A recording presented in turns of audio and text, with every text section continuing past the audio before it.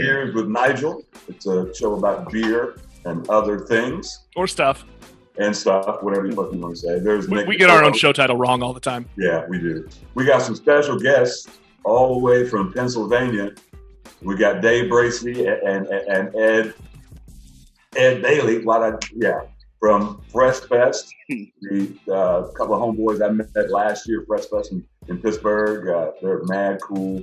They've got a great podcast called The Drinking Partners. Part of the reason we're doing a podcast is because of you guys. Because I just discovered y'all podcast. I'm like, oh, that's the way to do it. Just be wilding out and shit. Nah, he discovered our podcast. Like, I could do that shit. That's it. It's kind of free form what you guys do. You know what I'm saying? It's kind of free form. Let's start with that. How did that come about? Because you guys have been doing it for a long time. Well, Day and I are both comedians, and we go to open mics. We used to go to open mics, and basically Day and I would be in the cut, kind of just having conversations, joking around, because there wasn't a lot of black comedians. People would come listen. Got approached by Epicast. Was like, hey, Ed, you want to do a podcast? I'm like, I couldn't think of anybody better to do it with. We had already kind of been podcasting, just not recording it. So there's not a real like backstory. It's like, here, try something. I'm like, all right, Dad, you want to try something? He's like, is drinking involved? I'm like, hell yeah. And there we go.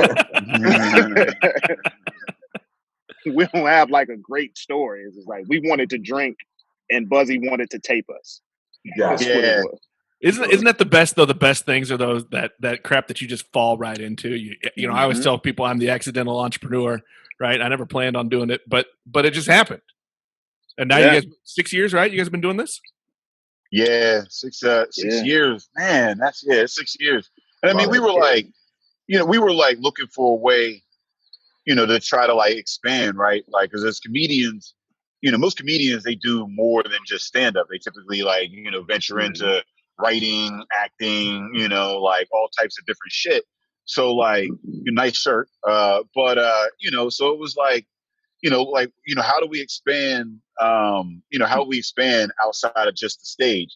And, like I said, that's why the opportunity was so appealing for us, because it was like, the podcasting goes around the world, right? Like, I mean, like, we could reach up to whatever people are in that room at the time. Even if you're doing, a sold out 500 person crowd, one, you gotta hope that they're going to remember your name at the end of the night. And then two, that's it. You had 500 people and then the word of mouth. Whereas like, you could go back to the shit that we were saying 6 years ago. Right now, I don't suggest that you do. Don't do it. Don't do it. I give you 2 Hang and on, a I got to half make a years. note to go back. Right. 2.5 years. Go back 2.5 years and it cuts off. That's about it. Yeah, that's Is that when you hit your stride? Do you think it took It's you? a hard. Oh, go ahead. Well, do you think that's when you kind of hit your stride? Is that when it settled in? Because I'd like, and I know this from doing my own. It takes a little bit to get that rapport down with each other and to kind of get your style and your flow. Is that when you think you hit your stride? That's a good question. I would say, the stride, so to speak, kind of when we had a focus and decided to really invest our time and efforts into small biz and craft beer. I guess that's when we hit our stride, because our personalities, the show has always just been us kind of interacting, disagreeing on shit. That's never going to change. Like, our personalities and how they mesh is always going to be the same. It's just like focusing the content on something that people want to hear. I think that's where we kind of hit the stride, where we got the focus on the craft beer and artistry and things like that. How did the craft beer crawl into that? How that met together? That's kind of unique comedy, craft beer, podcast. You know what I'm saying? So most of our shows at the time were at bars, right? Most entertainment, if you look at like local scenes and whatnot, most entertainment is very much connected to alcohol. How many dry shows have you gone to? That's a family affair. And even then, you hope they got some like low ABV shit. Or you bring a little like bottle in the tuck or something like that, right? Entertainment and smoking the car beer. before. Truth. You got a little something to get you like, all right, we got to deal with this family thing for the next time. All right, So, like so comedy is not so far removed from alcohol. Like entertainment is removed from alcohol. And like, whenever we were doing the podcast, it was like, we wanted to encapsulate, we wanted to capture that same conversation that he and I had been having kind of outside the bars that people were listening to. So he was like, yo, let's call a drinking partner. I'm like, yeah, boom, easy, right? So we started it as like kind of a topic show, like for the first 2 episodes, we were just talking to each other. And then we realized that we don't like each other enough to talk to each other for like a whole hour. You know what I mean? Just like do it back and forth. Like that's a lot. Like it's, after about a half hour, it's like, all right, man. You know what I mean? So it was like, so we made it like an interview podcast. And, Radon was the first, local rapper out here. Shout out to my boy Radon. Yeah, he had brought Radon on or whatever, and like that was like, ooh, it popped. It was like, okay, we like this format much better. So we went in with that. And then, I was just kind of really starting to get into kind of craft beer. Ed was bringing the Henny. So we would have that like back and forth. And then Full Pint was actually the first people to like sponsor an event that we did with Epicast. We called Epicast Presents. It was kind of our Christmas party. And Tom Poet, who's the head of collaborations with the fest this year, he came in and was like, he was the first person to just like drop beer on us and was like, yo, see y'all doing some dope shit over here, boom. And afterwards, at that party, we met Asa from Brew Gentlemen, who was another, respected brewery out here in Pittsburgh. And it was like, yo, why don't you come do this live at our spot? And I happened to just grow up in Braddock. So like having a Braddock brewery, doing a live thing there for the first time was like just huge or whatever. And like once we plugged in with them, they was like, yo, Grist House, Hitchhiker, all these folks out here would probably fucks with y'all. And that was the first time we had the understanding that like, there was this collaborative effort that happened in beer because, you don't have that same collaborative effort, between homes and like Lowe's and Home Depot. And you also don't have that same collaborative effort all the time in the arts because a lot of times, comedians or bands or, like just artists in general will see other people doing similar things and see that as a competition. And they're like, oh man, they're trying to take my shine, as opposed to being like, how can I collab with that person to make something even better? So, I think that was really the, for us kind of where the craft beer scene really started to come in heavy and have really like large, like presence on the podcast, because we were taking not only were they, giving us, a lot of support, sponsoring the shows, or whatever, but we were also learning a lot in that, how to work with similar folks and applying those lessons to, where we came from. Right. How about the beer thing? We ask everybody who comes on, Ed, I'll start with you. What do you remember your first craft beer? Because we debate when the word craft came about. I remember it used to be called premium beer, the shit with the, with oil on it, you know what I'm saying? Maybe his age is showing. Pinky up, you showing off for the lady. Yeah. Happy hour with the suit. You done took the tie, left the tie in the car, still got the jacket on. Billy D. Williams. Give me a Modelo. My beer has foil on the bottle, so it's fancy. Yeah. What's your recollection of your first craft, you think? So, first baby craft intro, I'll go back to Radon. That was my homeboy. We used to go to a spot called Mad Mex and just get Oberons and Blue Moons. Oh yeah. And what was crazy was he put the orange slice in both. Like, and I'm like, what the? I'm saying, I'm like, what the hell? Like, you putting oranges in it? Like, what type of? But you tasting I'm drinking a beer, like it's so palatable. Like it's just like alcoholic water. You know what I'm saying? He's like, all right, we just gonna sit here and knock back 6 Blue Moons. And look at girls that ain't paying us no attention, because that's basically what two dudes at a happy hour. We just looking at a bunch of women that don't want to talk to us. But it was the first time that I had beer that wasn't like a 40 ounce of Bud. You know what I mean? Because I'm like everybody else, like me and my homeboys, when we didn't have real liquor money, everybody had a couple dollars to grab a 40 and turn it into a night. You drink your 40 and you try to go to the free spot and come up literally a couple dollars. Like, well, yeah. $2.39 or $2.79 or some wild shit like that. And your man's asking for your change so he could complete his 40-ounce water. Right.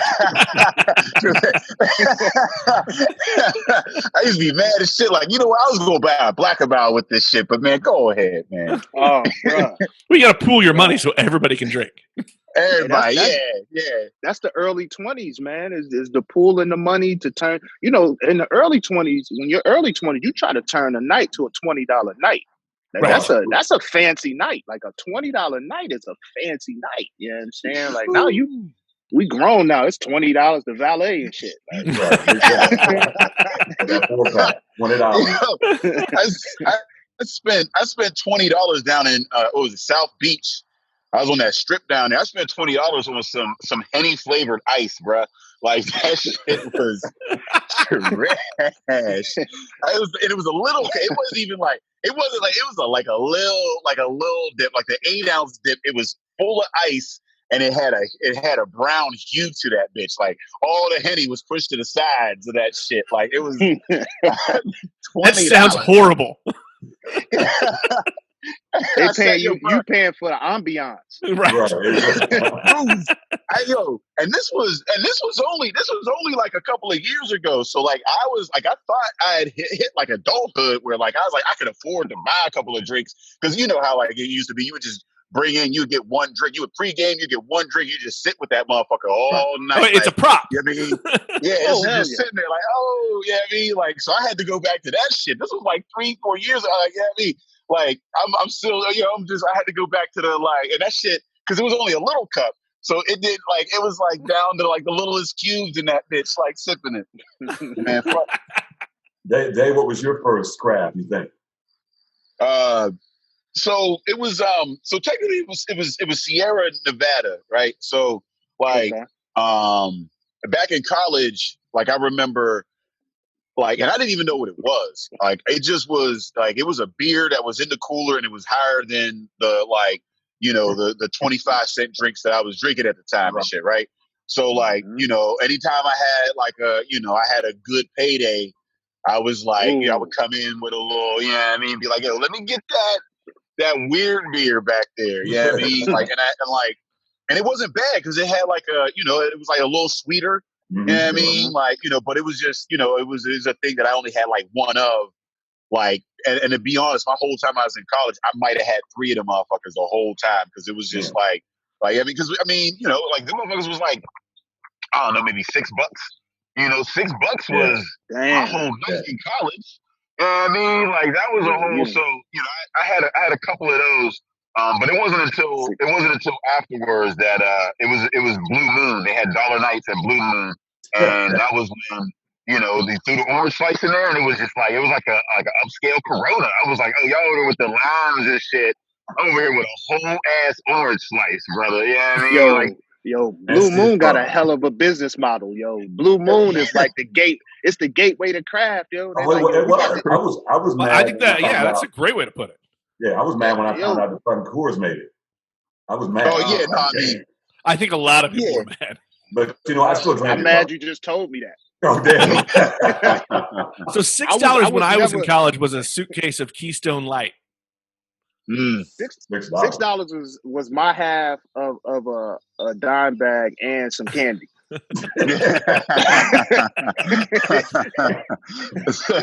So that's a nick and some paper. Hey, since you guys are in another part of the country, I'm sure people in Kansas City have no clue about Pennsylvania beer and the beer scene. I mean, when I went last year, I thought it was pretty dope. All the breweries and shit. What's y'all's estimation of like the beer scene in Pittsburgh and Pennsylvania as a whole? When you say estimation, I mean, I know for me, I can say this. I think it's definitely a model for collaboration. So the way we got into it and the way I got into craft, again, like Dave was saying, was through collaboration. So watching how all these breweries collaborate, how they signal boost for each other. You know, but in order to do that, though, you got to feel good about the product, right? So I'm not going to send you to a brewery where I feel like they have subpar products. So just knowing that, you know, your neighbor, your competitor, or your, you know what I'm saying, your cohort in the industry is saying your name, bigging you up, sending people to you, it kind of forces you to make sure your beer is on point, make sure your shit is right, make sure your atmosphere is together, make sure you're being creative and all of that. So I think it's, I have limited experience, but I can't see where a scene, would just be far, far greater. Like, I think we got some great breweries out here, great product, great opportunity to do whatever you need to do. You can find one in every neighborhood. Right. I did notice and that. everyone has their own different style. Everybody comes to support, and they support local artists for real, yo. Like, they really support local artists because they understand, like, everybody's gonna drink. They just need a reason to be somewhere. You know what I'm saying? Like, you're not always gonna be like, I'm gonna go to a brewery, but you might go somewhere. You might go see your mans do a show. You might go to a concert or something. Why not have my beer there? You know what I'm saying? Like, this smart out here. What about you, Dave? Yeah, no, I agree. Like, going out when you see some of the older scenes, the larger scenes like the Calis, Colorados, New York, like, those they don't have they all started out with that same, kind of sense of camaraderie and everybody kind of like, playing in the same sandlot and helping each other out.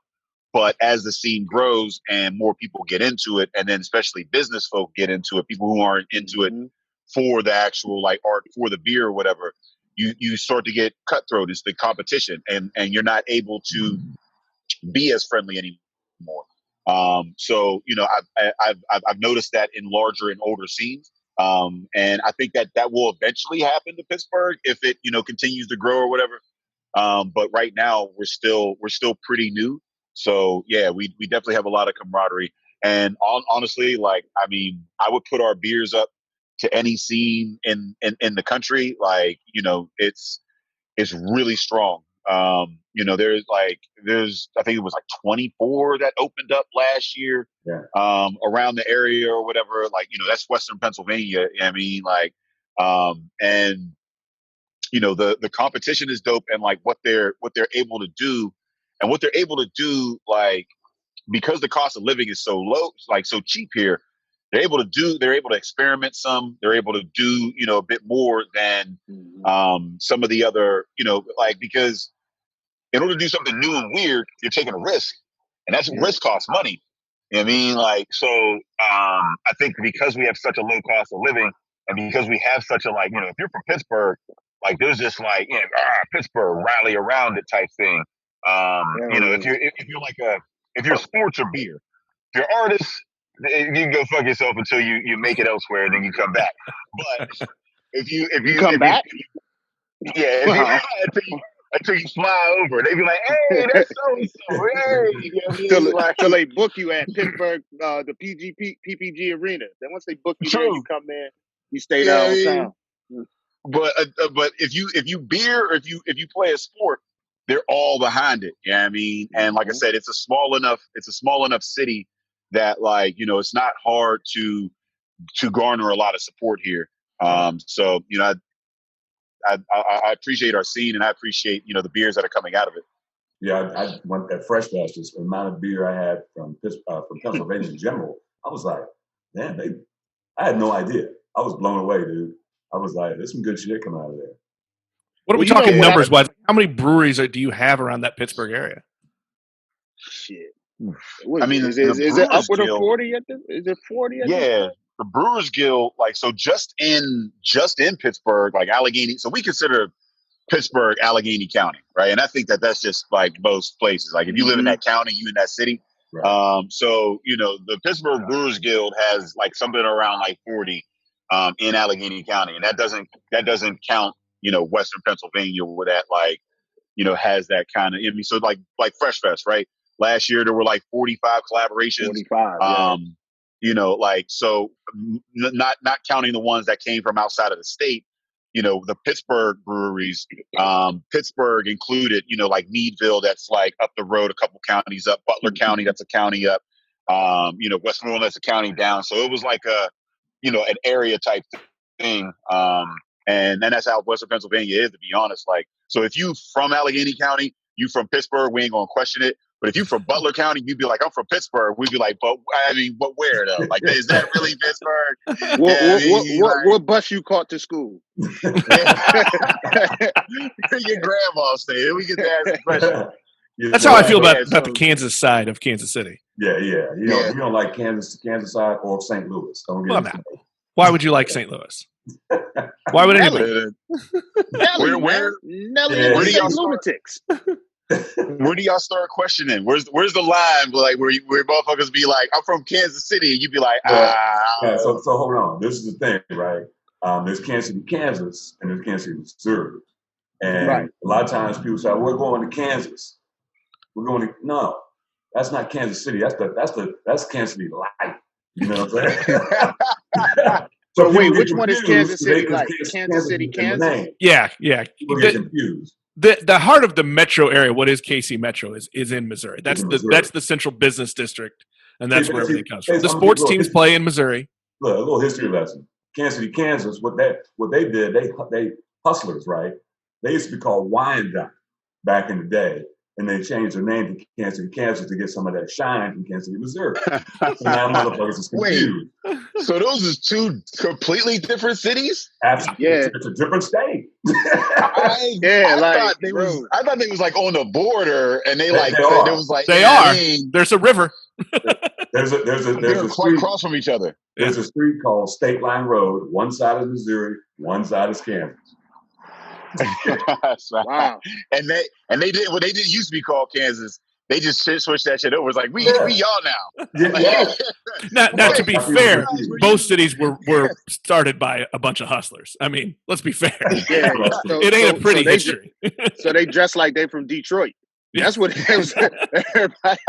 Everybody who was on the run went up to Detroit and started dressing like a Laffy Taffy. The monopolies in the beginning were the old meatpacking plants. That was it. It was moving meat. You can move anything. Yeah. we got one gimmick on this podcast. It's one simple gimmick. So Nick, and gimmick is a strong word. Yeah, gimmick. Yeah. He's relatively new to craft beer, so I've been coaching him up. You know what I'm saying? Right. So okay. He gets to drink a mystery beer. So I took a bag by his house. This is the bag of mystery. Yeah. Stole this from a golf course. This is a good ass mimic. This is a good ass gimmick. And can you gimmick us? Shit. Yeah. There's no. So we just reached in, and then it's a mystery beer. Now I do it double hides, so I still don't know what we're pulling out. Brown paper bag. Hold it up. Let's see that brown paper bag. That's old school. That's what the hustlers used to drink out of. I feel like it's gonna have a bull on it. Yeah, except for it says Sprouts. It's like the organic grocery store. That's a good idea. You drink it organic 40 ounces out there. I don't know what this is. Look, that motherfucker ain't got a label. Did you even take the label off? Wow. This is full mystery. That one was given to me by a brewery in Kansas City, and I was like, "What the fuck is it?" They're like, "We don't know." So, is this diametric? You a guinea pig, Nick. Yes, it is. Now the other rule, we have two rules on the show. One is if you're gonna burp, lean into the mic. The other one is if you open a can, you got to do it into the mic. All right, there it is. Okay. That's it. Those are the only two rules. Yeah, so he'll taste it and give his little tasting notes, and it's interesting to see. This is motherfucker. This is what the 12th episode. Yeah, 12 episodes ago, he didn't like sours. Now he likes sours. I'm drinking a sour ale right now. The glass today is Alaskan Brewing. Yeah, it's a sour ale right now. Alternate course by 11th hour. Are they in Pennsylvania, 11th hour? Where are they? Yeah. I got to get back out there to get the Black is Beautiful. I've been trying to get there and fucking Hitchhiker, but life is whack. I did a couple of them, a few different breweries out here. I'll make sure I get you guys some of it. And we are trying to collect as many of those as we can. Because I'm sure there's markets a bunch of them. But we did one with molasses and blackberries. Ooh. And the one that hasn't come out yet it's cocoa nibs, coffee, vanilla, and motherfucking toasted candied pecans. God damn! That's a stout. That's a stout. What do we got here? I'll make sure you guys get some of that. That should sound like 11%. Yeah, probably. That 11th hour, they're gonna be they're pairing with they did a collab with Alematic for the festival. It's called a Clock with No Hands, and it's a blackberry blackcurrant sour with like lactose and marshmallows. Oh, nice. And they did that for the fest, and you could get it through Tavor, that Tavor 8-pack that's coming out. Yeah, so, unfortunately, Tavor does not deliver to Missouri. Oh, shit. Yeah, you y'all got enough. But they deliver to Kansas. Them motherfuckers can get it. Take your ass across the state line. I'm on the state. I struggle to do that normally, not during COVID world. Yeah. Hey, what's the beer scene like? Like we struggle over here. That's one of my missions in life is to get some more people of color in these tap rooms. What's it like in Pittsburgh? Still white. Is it?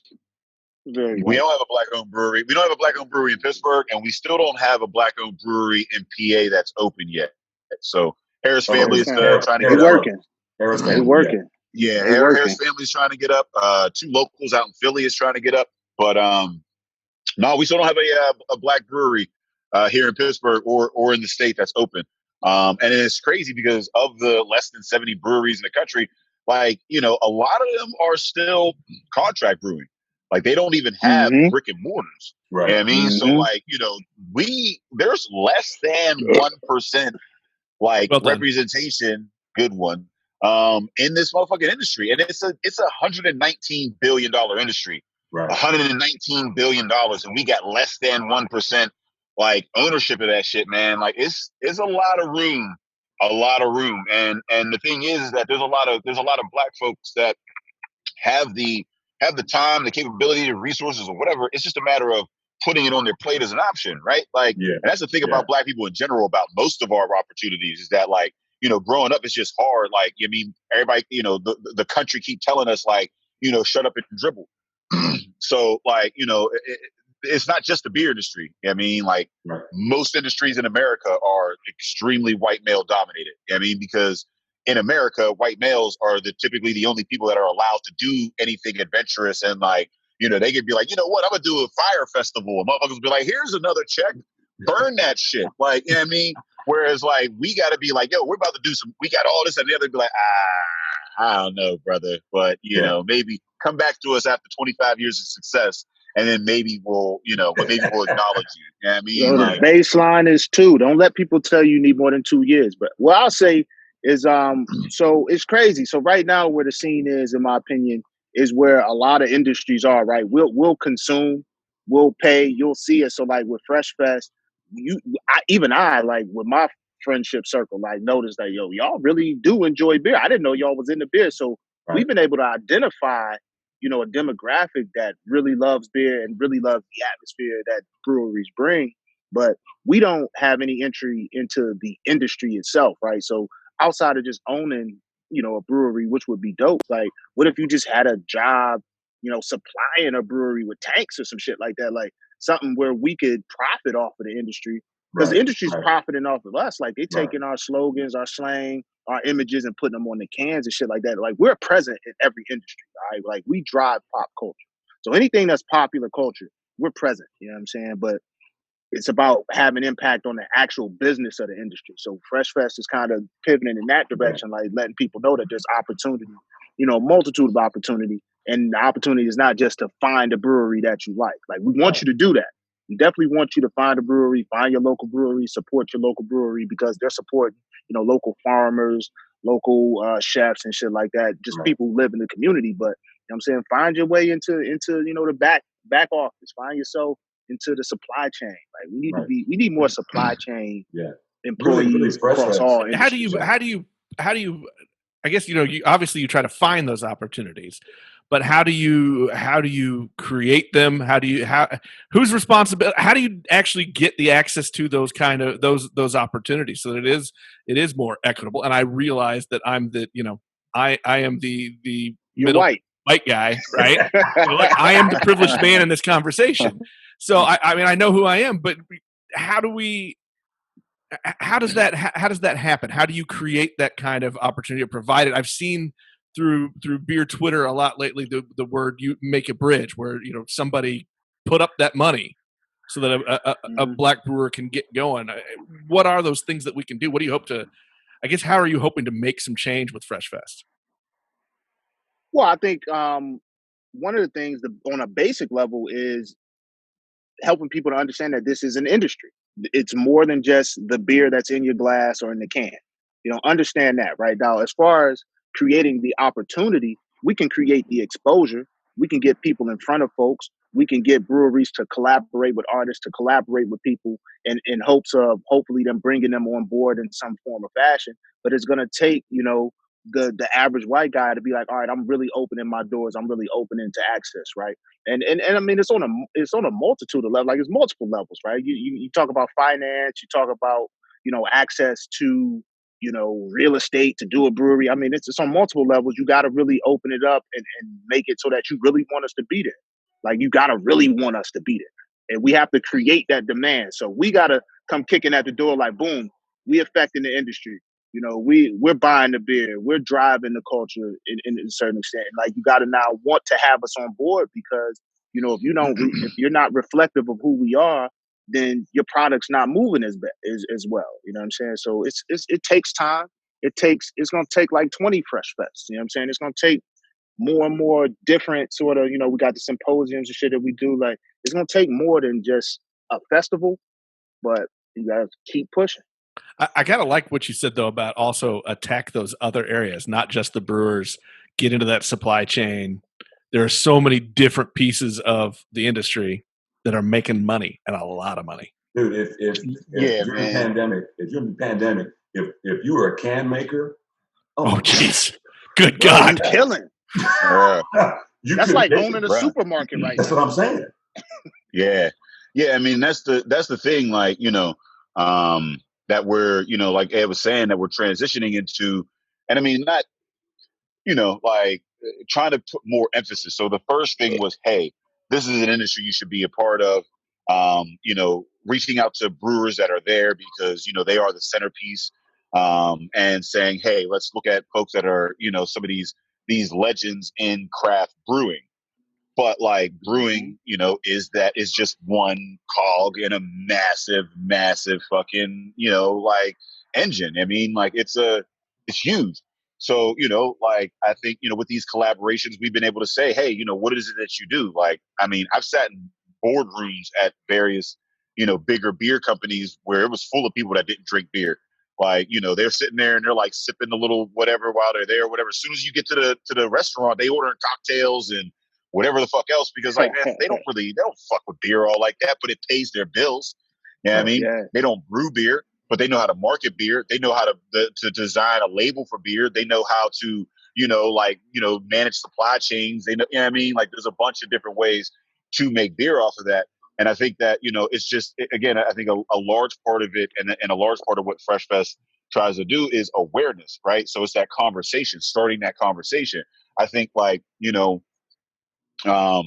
just like, I think I'm waiting for the day that we get like a LeBron James to be like, craft is cool, and then motherfuckers be like, it's cool to be crafty. Yeah, I mean, and then like motherfuckers get into it a bit more or whatever. But like, it's a matter of like kind of building up, kind of doing the work, making inroads in the various communities and showing the Black community the value that's in it. Not just like Ed was saying, not just buying the beer, but like actually like what the value is in getting into craft beer, because it is one of those industries that, like, I've been a part of a lot of different like industries or whatever. This is one of the easiest kind of industries to kind of get into on the ground level, because like it is focused on local. Like it's like, if you get too big, you can't call yourself local anymore, right? You can't call yourself craft anymore. Right. You know what I mean? Right. So like, it's by nature, it's meant to be small. So like, it's an industry in which you can go to somebody that's doing it and you can have a conversation. I can't have a conversation with the head brewer of Budweiser. I don't know where that motherfucker lives. I don't even know if he even shows up. Is he a robot? Like, I don't know. You know what I mean? I'm gonna say yes. He's a robot. I'm gonna say yes. He's probably a robot. You know what I mean? But like, as a craft in the craft beer industry, I can go talk to that motherfucker that's brewing Black is Beautiful right now. You know what I mean? I can talk to that motherfucker. I know where he lives. You know what I mean? And then we could have a conversation. I could come to Prentice or some shit like that. There's a home brew club that he came up in. I can go join that home brew club, and I can learn how to brew beer. Or, you know what? I don't even like to brew beer because I personally, Dave Bracey doesn't like to brew beer. But I'm a little bit funny, and I know how to like put on some shows or whatever. So me and Ed be like, all right, cool, we come in, and now we get a couple of checks off of craft beer because we went to them and was like, yo, we have a value that we can offer to this industry or whatever. So I think that is what it is saying to the black folks is saying, hey, oh, you're an accountant? Have you ever thought about going to be an accountant? Like I met an accountant that like of a firm, and all she does is account for the fucking brew industry. She makes good money. And like 2 years ago, she wasn't in the brew industry, and now she is. So like, it's huge. It's just a matter of that awareness and saying, hey, is this an opportunity? As soon as we get that, as soon as we know, like once we get that, man, once black people figure this shit out, man, like the industry the industry gonna be real funky, man. It's gonna be real funky. You know what it is though? We gotta like. I think what's really cool about Fresh Fest, we making craft cool. You know what I'm saying? Like it's like a real life Ciroc commercial. So you know, like with Ciroc, you got Diddy and all the people they having fun. Like now, you was at Fresh Fest. It was like a real ass Ciroc. It was just like me with the owner of this fucking product. We chilling, we vibing. There's dope people around. Everybody doing shit. You could get that with craft. Like they said, like you have access to these people. Like they're typically community driven. You know what I'm saying? So you can go touch the person who owns the shit, and you can have like a real authentic time with good people. Like it's good people around craft, in the industry, supporting the industry or whatever. So we just trying to get that message out.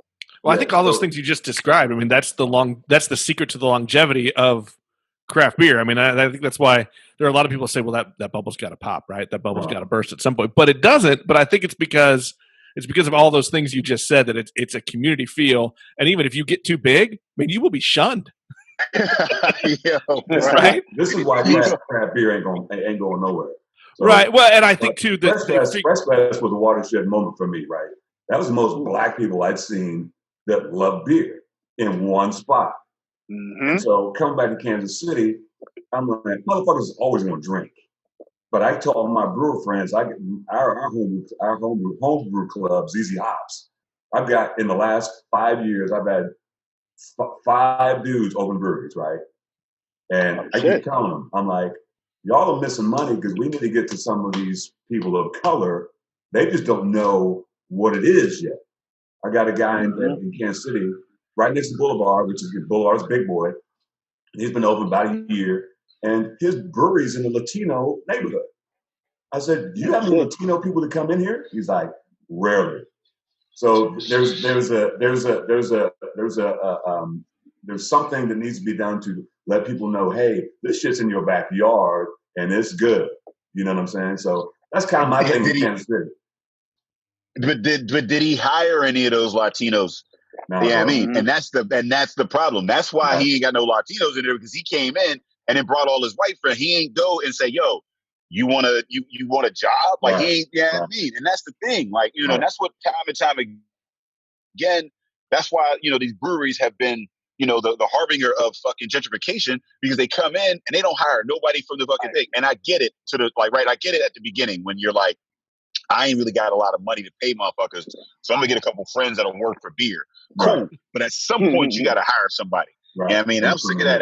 Cause like you talk to a lot of these brewers, you talk to these up and they want to go, oh well, you know how it is in the beginning.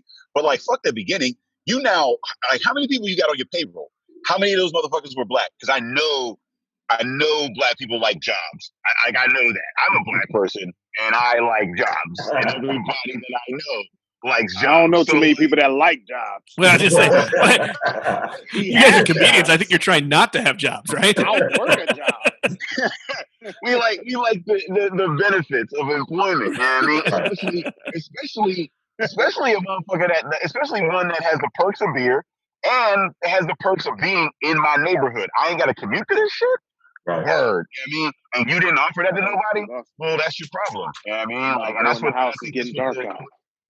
What is Ed doing? He's like going to the dark. I think he's doing a neighborhood walk. No, I'm going in my crib. It's dark outside.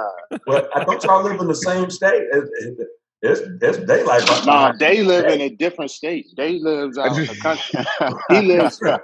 He lives with the gentrifiers. I live with the gentrified. True. It's a little northern up here. Hey, let's talk Fresh Fest. How the hell did that come about? I'm curious how you guys like, hey, let's do a beer festival. Where did that come from? So we hooked up. We hooked up with Mike Potter or whatever, and we saw, like the national scene a bit more, and was like, how do we utilize what we've been doing, and like who Mike Potter is Black brew culture. So we kind of like looked at the scene and was like, all right, how can we make some kind of difference? And we have this event background. As entertainers and planning and whatnot, and it's like, all right, well, that's kind of the best way that like we can offer the help. So how do you do that? And a lot of those hurdles can be overcome through a festival, right? Representation, access. Like people don't like creating a safe space, right? Like driving into a white neighborhood can mean death for us. We've seen it time and time again. So like creating that safe space, creating a place where you could ask questions and not feel like an idiot, because people are good to, the motherfuckers like being the only black motherfucker in a all white place and having to ask questions about beer. Like motherfuckers start to treat you different. You know what I mean? So like, creating that, and then, bringing in folks and building those kind of relationships through the collabs and saying, all right, how do we build that, those relationships locally, with the brew industry. And we, through those collabs, it's one saying to the brewers, if you're going to be a part of this festival, it has to be something meaningful. You can't just show up with a keg of beer. You can't just send a rep and a keg of beer to the festival and be like, I did something. We need you to make a real investment. And we also need you to listen to the Black community, because, the Black community would be far more into the industry, and most industries, if their voices were heard. So, building those collabs and then just building a place where we could celebrate Black culture. There's not a lot in Pittsburgh. You know what I mean? There's not a lot of big festivals in Pittsburgh because it's an extremely white area. So there's not a lot of places in Pittsburgh where we get to just be unapologetically Black and see nuances of Black, where you see the Black nerds and the hoods and the bougie and like all the, all these different types of Black folks out there, like, and a festival is able to kind of encapsulate that. So while a festival is not going to solve the problem, we cannot just get shit face, have a good time and go home and forget about it. It at least can like start the conversation. So, that's kind of how like, we came together and decided to get a festival going. Yeah, it was like the perfect storm with Mike, because he needed something to solidify. Like he needed an event to solidify what he was doing with the online magazine and whatnot. And we're doing all these comedy shows, and we're having all of these breweries come and sponsor the shows. But it's just like, my friends is like, who are these? Like, I don't know nothing about it. So I almost kind of needed to put something together to be like, yo, this shit is real. Like, this is a dope thing to do. And frankly, like they said, like Pittsburgh needed something Black and something outdoors.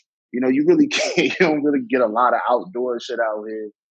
You don't get a lot of festivals or any festivals where you just have a sea of, like you said, nuance of Blackness. You know what I mean? And collaborating and chilling and hanging out in a very diverse environment. But also like getting people who are not familiar with an industry to partner with that industry and present that to their friends, and have their friends be like, yo, this shit is dope. So I see myself in the product now. Like wifey, she collaborated with Bloom Brew and did the cookout. You know what I'm saying? So it was a brew that had elements of cookout, you know what I'm saying? Barbecue or whatever. Like that's dope. Like we think about cookouts. That's a big part of our culture and shit like that. So when you can add our culture and highlight our culture and things, it only enhances. Is this something that can be repeated? I mean, can this happen in other regions and communities? Because you guys aren't doing enough. Can you take this on the road? Yeah, I think we could take it on the road or whatever. I also, and we will, but like, we shouldn't be the only Black beer festival in America. I mean, like, it's the third year, we're still the only Black beer festival in America. Like, like, this is like, Yeah, I mean, the purpose of the festival is to get more Black people in beer in all of the different facets of beer, not just brewing. And that includes entertainment. That includes festival building. That includes every aspect. If we're the only ones doing it, then we're not making enough of an impact. You know what I mean? Like, so, the fest, like, there's Black people all across the world.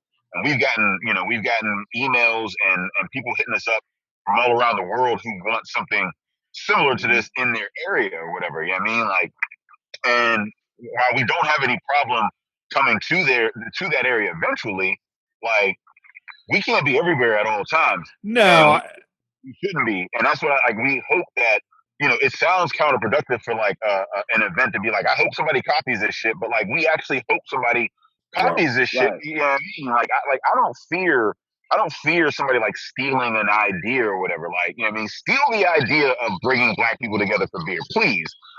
You know what I mean? Like, now, as far as the various nuances and how it develops or whatever, nobody can replicate what Fresh Fest is gonna do. You can only replicate what Fresh Fest has done. So if you're trying to steal our ideas, you're trying to catch up. You see what I'm saying? You know what I mean? You're playing catch up. We're like, I'm not worried about that. I'm worried about people not stepping up to the plate and saying, hey, if they're doing it, why can't I do it? Because that's exactly what we did. We looked at some white folks and was like, well, that's what y'all call a beer festival? Wait until you see what we can do. Wait till you see what we got in store. You know what I mean? And it's hard to replicate, so to speak, because you gotta have a foot in the community for this to work. To work how it works here, you really got to be plugged into the community, right? So, like, it would be almost impossible for us to just go to Kansas and be like, all right, we just gonna do Fresh Fest and have the same feel. Yeah, you'll have Black people who come, but you're not gonna have that same level of collaboration with the local breweries, and you're not gonna have the right people collaborating with the right breweries to create the right product, to create the right osmosis of people coming through, standing in the right spot, chilling with their friend, going across the lawn to go see their homegirl that's working with them, and then catching somebody that they used to work with and all that. Like, it's hard to verbalize, but it's like, when you really are plugged in with the community and you're really about empowering folks, right? Then this shit will happen. Like, people will feel empowered and then they will signal people. So, like, when we bring people on to collaborate, they're excited. They just as excited as us. They're like, yo, I'm about to do some cool shit. Like, I never thought I was gonna have a beer. And if it goes well, they might sell this motherfucking beer. Like, I might get a couple of hours. Like, yeah. I mean, one of my favorite parts of Fresh Fest was the symposiums. I mean, I walked into that. I literally got off the plane, Ubered to the hotel with my bag, rolled up into that room in the hotel. I was like, oh shit, look at all these Black people. But the craziest thing was, that first one, they were talking about diversity and how we can make it more diverse. And that second one was the heavy hitters. These are all of the brothers that have, opened breweries. So you want to open a brewery. That's information that you guys are right. That's not really out there for us to consume. And I was blown out. Dude, I get chills every time I talk about Fresh Fest. That was the most unique, shout out to you guys. That shit was dope as fuck. Literally that day, because I was VIP, of course. That's what I like to do. You know what I'm saying? That's how you roll. That's how I roll. That's the only way Nigel goes. I swear, the only thing that I didn't drink enough beer because I was busy talking to folks. You know what I'm saying? You brought too much beer. Yeah, there was plenty of beer. I mean, yeah. Look, at the end of the day, I was still good. Yeah. I mean, and that's the thing, right? So one, the VIP thing was a thing that, like at Fresh Fest, because VIPs and old festivals just mean that you just got in there a little earlier. Right. Like that's what a VIP was. Like, let me get a little earlier. I might get like a special shirt or some shit like that, and then I get to drink for another hour or so. That's what VIP used to be. And we were like, well, like, but like, you know how VIP is for us. Like, VIP is like, oh, I get a section. I'm gonna get a bar. Like, it's VIP. Yeah, I mean, it's a whole other food. Like, it's a whole other thing. So that's what. So we built like a VIP. We called it a VIP, and it was wild because we were like, we called it VIP, and people didn't understand. They were like, so I just get there early, and I'm like, no. It's a 3-day thing, bro. and then actually limited it so that there was an actual limit on how many people could get the VIP. So it's like it was 150 people. That's it. It was 150 people the first year. It was 150 people the second year. Like, so it really is that VIP, atmosphere or whatever. And then we put enough things in there, and that was the hope, was that we built a festival that it wasn't just beer guys beering about beerly. Like, I mean, it was like, yo, there's so many things to see and do and talk about that maybe you even forget that your glass is empty. Like, that's when you built a great beer festival, is when people aren't just like lining up trying to get the highest ABV motherfucking thing so they can knock it off of Untapped. It's when they're going there to actually enjoy the festival, and then the beer is like, all right, there is some beer over. Let's go grab some beer, because that's how every other event that isn't a beer festival is, right? Yeah, I mean, you're doing other shit, and then you're just letting the beer, lubricate that. Well, you ought to count it as a victory if you had Nigel not drinking very much beer for an entire festival. So you guys need to count that as a big, big victory. Hey, I want to make sure that we take a little time, because your virtual version of Fresh Fest is coming up this weekend, and you guys have had to, like everybody else, you had to pivot because of COVID, right? Because COVID. What's going on this Saturday? Shit, my ear. What, with the virtual fest? Yeah. Yep. Same vibes. Trying to create the same vibes. I mean, the pivot to virtual, something that we had to discuss. Because Fresh Fest, I mean, the big thing about Fresh Fest, and Nigel can attest to, is the vibe, right? So how do you create that same vibe, that same level of inclusiveness, that same level of variety? And it's by bringing multiple disciplines of art, multiple disciplines of profession to it, having people, you got a speaker series, you got DJs, you got live art, you have cooking, you got all this shit, like all the stuff that, all the things that are part of life, they're available, and you get to choose your experience, right? So the thing about Fresh Fest, there's a uniform like experience of variety and diversity, right? But everybody's interactions are different. Like, you'll talk to people who've gone to Fresh Fest and they were in their own little group and they did beer shares back at the hotel and all that. And the same thing with the virtual festival. Like, you get to choose what channel you tune into, when you tune into it, what events you want to, go to choose your own experience. They'll give you the particulars of each and everything. But like, it's just about creating a vibe. It's all about the vibe around beer, around the atmosphere, and around the people in the industry. How difficult was that to pivot and make it what it is, what it's going to be on Saturday? How difficult was that? Yeah, it's pretty. So I don't know. I mean, it's hard to say what difficult is in a pandemic. That's fair. Everything is difficult. Like, but so I mean, like, Work Hard Digital is one of our biggest sponsors. We've been recording their basement shout out for the to the last 6 team. years. So, anybody that tells you that, you can't be anything just sitting around drinking in somebody's basement, they're wrong. And when we were bouncing around the idea, first and foremost, we had to go to Work Hard and say, hey, we're looking at doing something. Is this possible? Because we didn't want to do a Zoom, like a 9-hour Zoom call. We didn't want to do a handheld, phone fest. So we wanted to bring, a level of quality that the brand is known for. So Work Hard Digital allows us to do that, allows us to live stream at a very high quality and brings professionalism to it that we wouldn't have been able to do on our own. So, first and foremost, it was Work Hard. Second, we had to go to breweries and go, all right, well, we want to do this thing. Is there any interest? I mean, it's still a beer festival. So bringing them together was a thing. And I mean, it just seemed like a lot of people were just looking for something to kind of do, like something to, not looking for something to do. Everybody's kind of saying, like, trying to stay afloat in the beer industry or whatever. But at the same time, like, Fresh Fest is a huge, like all of the beer festivals were gone. Like, I mean, like all of the, all the marketing and the promotion and all the fanfare that comes with that, gone. And that's huge for the industry. Like, that's huge. So, when we went to them, I was like, hey, we're looking at a way that we could do this virtually. Like, this is what we need from y'all. it was kind of like how do we position it so that we're asking you to do something, but it's not gonna like tank you in this pandemic. And that's, it's a weird balancing act with that, with the breweries.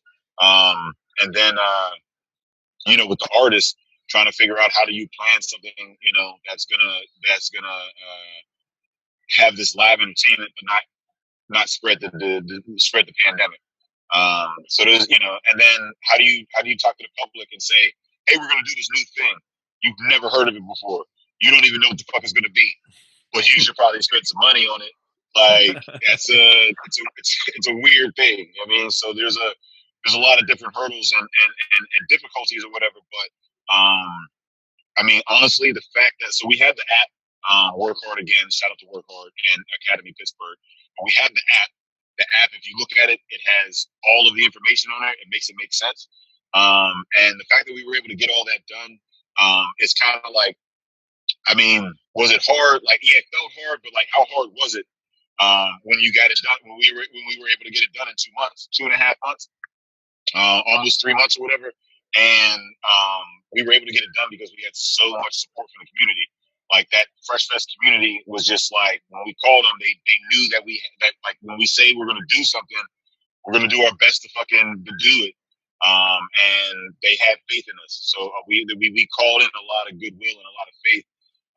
And a lot of people moved as a result of that. So, yeah, I mean, I think it might've been hard to an extent, but I mean, like, I mean, it's just, I'm just overwhelmed with like, gratitude at the fact that it came together in a short period of time during the pandemic.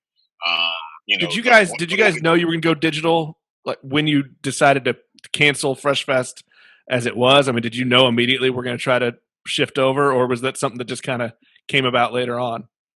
Nah, and this is where I gotta definitely commend my brother Day. Like, you gotta have somebody on your team that's willing to take on the risk of doing something new, right? That's how Fresh Fest came about. Like, we could have just put a festival together and had brewers and get beer, but that larger focus, that larger approach, that longer term approach to what it could be. You know what I'm saying? A lot of that is Day. So like when we had to cancel and we had to call, and he was like, yeah, the city probably not going to let us do it. You know what I'm saying? Because the COVID was here. Because we was kind of like, we drug it out. Like, we were like, we was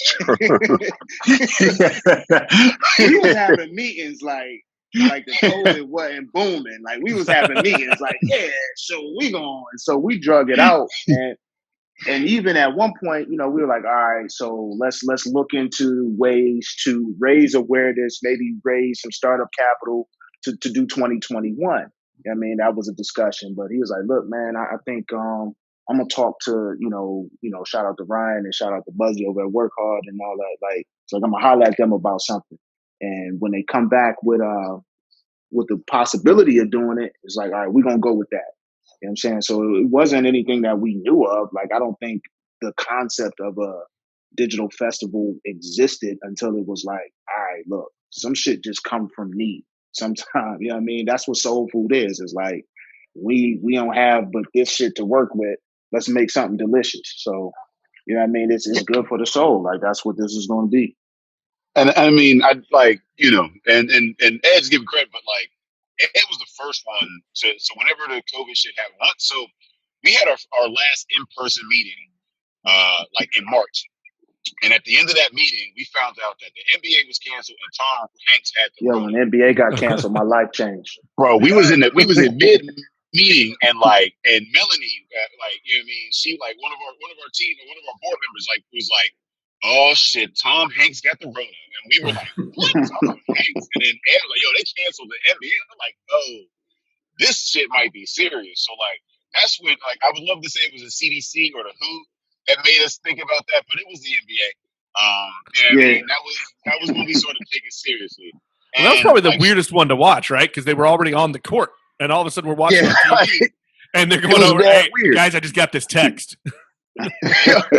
So this shit's over now. Right now. It was about like I want to say maybe like 2 weeks after that. We were still planning as if the fest was going to happen, but knowing that it like it was weird that it might. And Ed actually was like, we should start thinking about like a digital alternative. We should start thinking of some kind of like, alternative to the festival. In case it doesn't happen, And again, this is like late March, early April when we're all still like, I don't know, man. Summer might just like, make this shit go away. Like, I heard you could like release some pigeons and that shit. Like all kind of weird science was coming out. And this is back when the heat was gonna kill it. This is back when the heat was gonna kill it. Right. Summer's gonna make it fine. All these theories. And he was like, yeah, that's all good. That's all good. But we should maybe think about a plan B just in case. And like, to be honest, I wasn't hearing it. I still was just like, man, no. So all we gotta do is put up plastic or some shit. Like, yeah, it was just, I know, like, I went, but it, like I said, after about another month, then it was like, all right, maybe we're gonna have to look at that plan B. So again, it's never one person. It's a community thing, and and I feel like Fresh Fest is one of those things where me, Ed, the board, anybody that's kind of organized or whatever, we could drop off the face of the earth. The community would still keep it going. And there's a community. Especially here in Pittsburgh, there's a very strong community of people who want to see this happen. And there's a strong people in the industry. We're talking to y'all now from Kansas City. And that want to see this happen. And if for whatever reason it didn't happen, something was going to happen somewhere. Somebody was going to pick up and say, "Yo, we need this." So I'm always appreciative of the community and how these things develop. Like I said, even the very first idea of Fresh Fest, what it is now is completely different because of all of the community members that popped in and was like, "Hey, have you thought about this? Have you thought about this? Oh, I got this connect. I got that connect. I can do this. I can do that." And then it becomes something completely fucking different, man. So wait, we gotta take time because this. So when the COVID first hit, and I was talking today about the digital alternative, what really came from that were the Fresh Fest Mash. And so that's where Nigel, the legend of Nigel, was born amongst the Fresh Fest community. We gotta take time to talk about. He became the third drinking partner on that first match. Nigel, he has a way of doing that. He can insert himself into anything. I told wifey I was doing this tonight with Nigel. She was like, "Wait, the dude from the Mash?" I'm like, "All right, now hold on. Can't be remembering his name and all that." Those are the sort of things that just happen when you move in. It's like we got to make a decision. We got to make it quick. But you got quality people around, and you're attracting quality people as your audience. Like the Mash, shit, we can do that. We can do that forever. You know what I'm saying? But we can't just leave it at that. We gotta now make a situation for everyone to convene. So we had to do the digital festival. Yeah. So you heard it here first. Fresh Fest Digi came from Nigel. If it wasn't for Nigel, we might just be out here twiddling our thumbs, man. Just waiting. We was hosting the Mash, and Nigel took over. Truth, man. Came in, moderated. This does not surprise me at all. Kept the conversation going. Yo, who was that? Hold on, swipe through. Who was that? Bobby Joe. Who are you? What you drinking? You got this dude on retainer?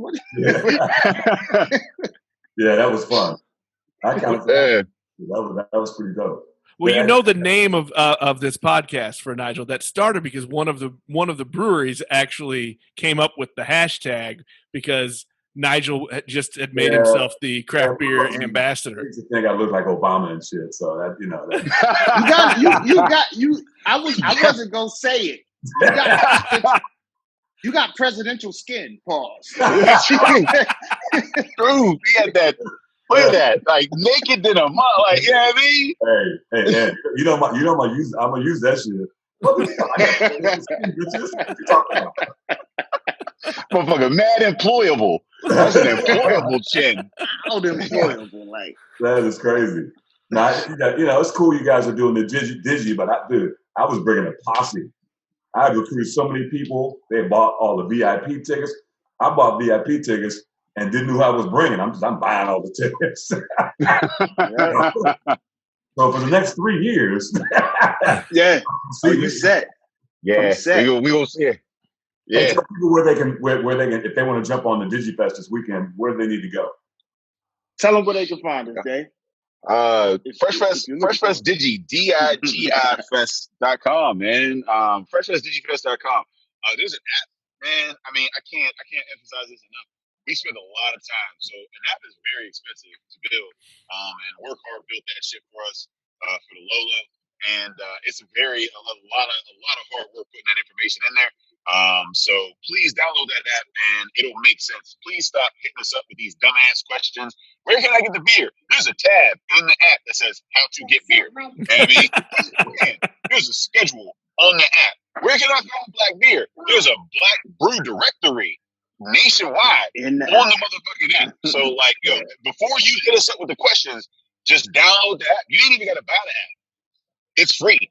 So download that app, look at it, and if you like it, get some tickets, get some beer, hang out with us. But first and foremost, download that app, and you get it at freshfestdigifest.com. Yeah. Hey, awesome. Nick. Yeah. You got another mystery beer though. I do. Let's reach. Oh, you got 2 mystery. So that was that was an IPA of some kind. Okay. No, I think it's a Kolsch from City Barrel in Kansas City. It was really light, but it had that IPA flavor. You know what I'm saying? Wait for this next one.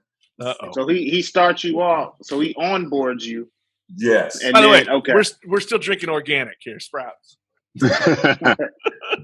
Oh, there we go. Here we go. Oh, now, which one is this? One of the Nigel collaborations? No, that's not from one of the ones I did. That's from Crane Brewing in Raytown, Missouri. That's just the base recipe. They didn't really fuck with it, but it's nice and chewy and chocolatey and coffee and you know that's you just said all of my favorite. The base recipe is pretty good. That's what Hitchhiker did. They did a base recipe, and if you do it well, it's fucking delicious, man. I mean, wait. How crazy is that Black is Beautiful? I mean, when I met Marcus at Fresh Fest, obviously, right? I probably spent more time with those dudes than I did any place else, and their beers were phenomenal. And we had him on a couple of episodes ago, and even he was hoping maybe I can get 30 breweries to do it. It's like, are we over 300 now? No, it's over 1,000 breweries. Oh, it's over 1,000. Moly. Yeah. 50 states, like 20 countries. I thought he had said 300 when we had him on, but jeez. Yeah, I'm trying to round up all the ones from here, and I'm gonna send them to him. I told him I'm sending you all the shit from Kansas City. We're gonna try to make a pack of all the ones from Kansas City and give it away. We'll have some kind of charity contest. That's dope. So can I ask you all a question, Nigel? Nigel, who are you? Like, what do you do? Because you got Black is Beautiful collaborations. You got all the stuff going on. Are you working in the industry? Like, because you got that face that we can't really place, like where you are, what you do. I have a very varied and sordid past. No, I've been a beer guy from, like I said, I was drinking Michelob Oil back in high school. Remember them shits? Mm-hmm. And I've always loved different shit besides Budweiser. And again, I'm in a homebrew club, but I've never homebrewed a beer. I've only brewed professionally because my homeboys are like, you need to brew a beer. I know you got some fucking recipes. I'm like, you know I got some recipes. Come on, son. So you know I got some recipes.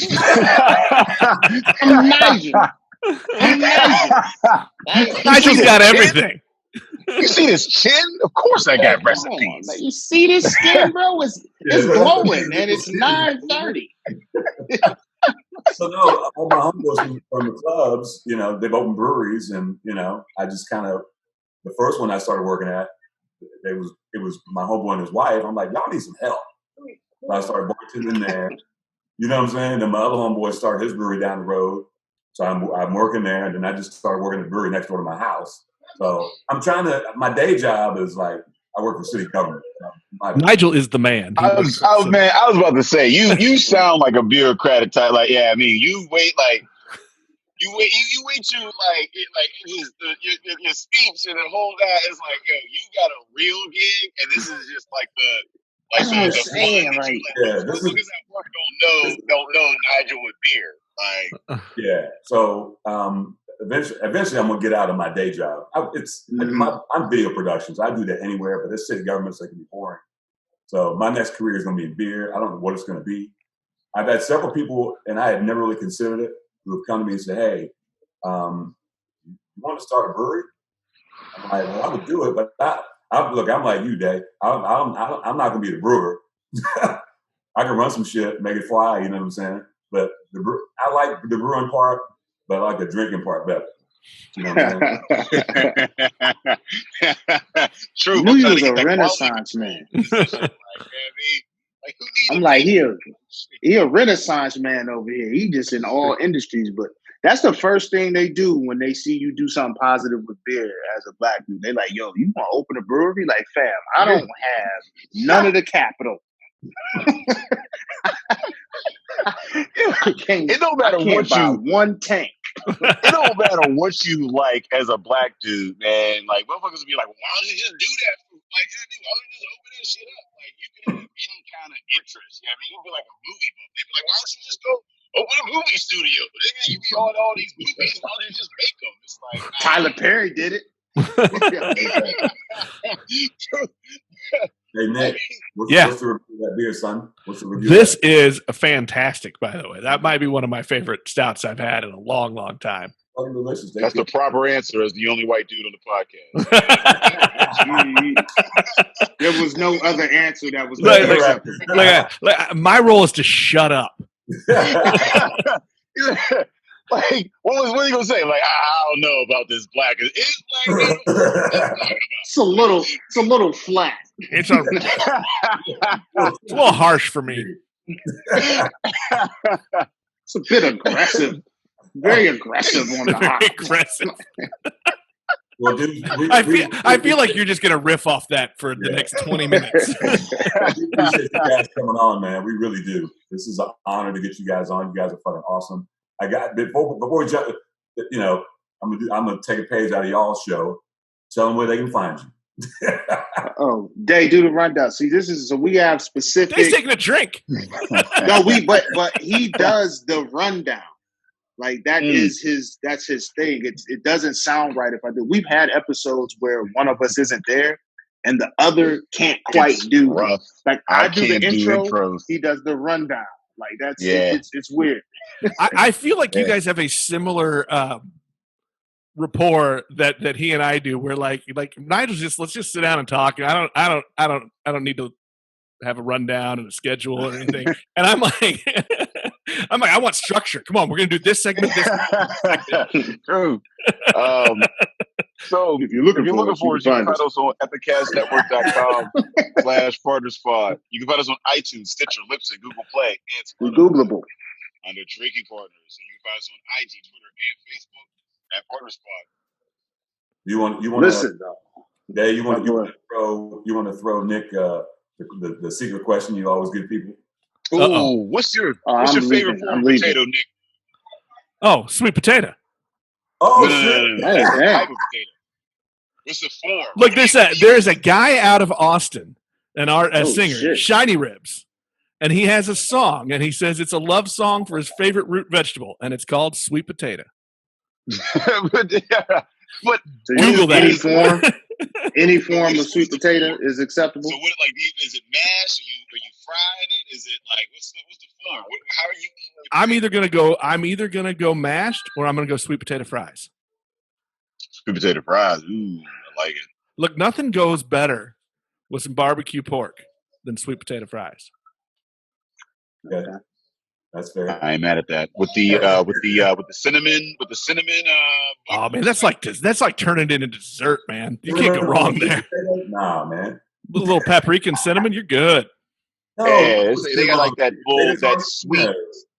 Yeah, oh, that shit's fire. That's it. Yeah, Nigel, you're wrong. Let's just put that there. You're wrong. That cinnamon butter, man. That like cinnamon butter's fire. Oh, yo, that shit with the honey. I haven't added the honey. By the way, my birthday's tomorrow. I'm doing that tomorrow. Happy pre. Sweet potato. That's what y'all talking about.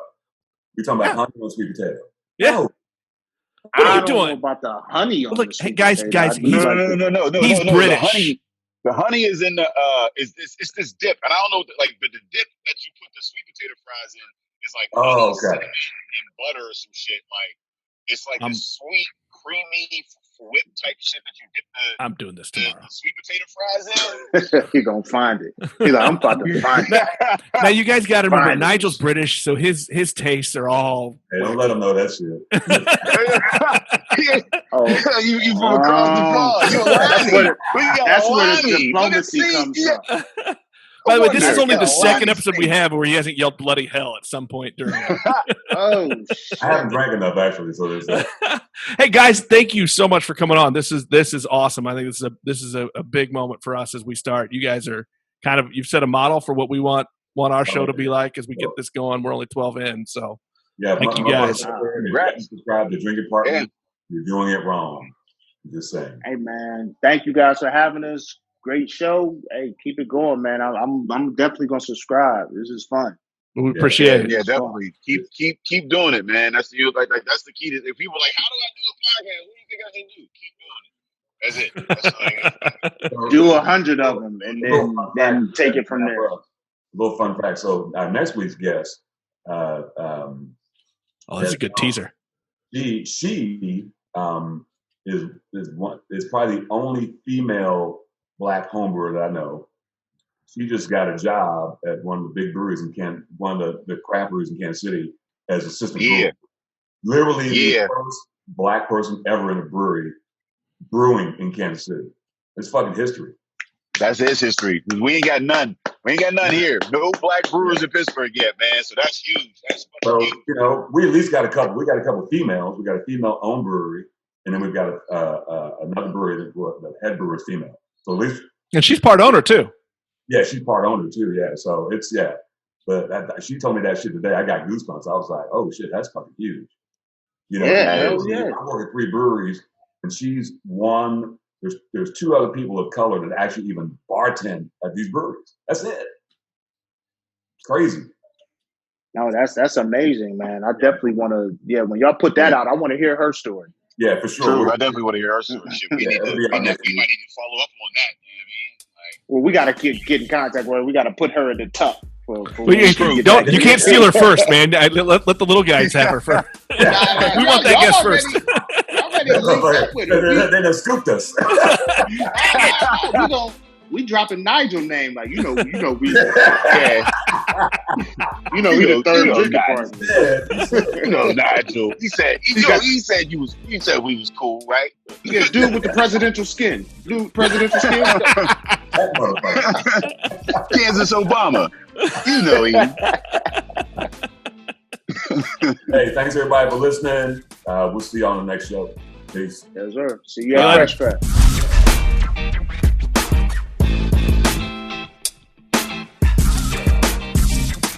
You have been listening to Beers with Nigel, a show about beer and other stuff, hosted by Nigel Woodbury and that other guy, Nick Parker.